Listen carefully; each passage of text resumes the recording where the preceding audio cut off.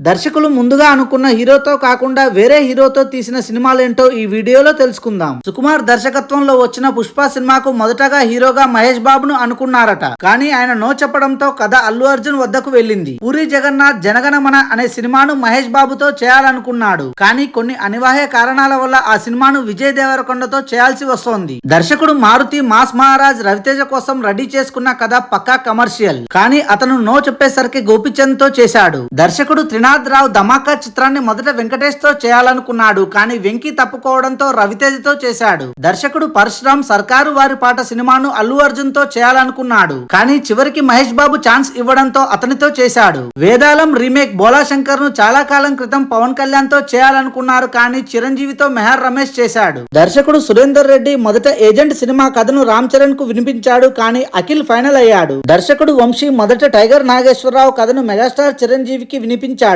కానీ ఆయన బిజీగా ఉండడంతో రవితేజతో చేశాడు. బోయపాటి శ్రీను స్కంద కథను మొదట అల్లు అర్జున్ తో చేయాలనుకున్నాడు. అల్లు అర్జున్ బిజీగా ఉండడంతో రామ్ తో చేశాడు. డైరెక్టర్ వంశీ పైడిపల్లి మొదట వారసుడు చిత్రాన్ని మహేష్ బాబుతో చేయాలనుకున్నాడు. కానీ మహేష్ కు ఇది సెట్ అవ్వదని భావించి విజయ్ ను ఒప్పించాడు. ఆచార్య సినిమాలో రామ్ చరణ్ పాత్రకి మొదట మహేష్ బాబుని అనుకున్నారు. కానీ చివరకు రామ్ చరణ్ ఫైనల్ అయ్యాడు. కొరటాల శివ దేవర సినిమాను అల్లు అర్జున్ తో అనుకున్నాడు. కానీ బన్నీని తప్పించి ఎన్టీఆర్ తో చేశాడు. Thanks for watching this video. For more interesting videos, please do subscribe.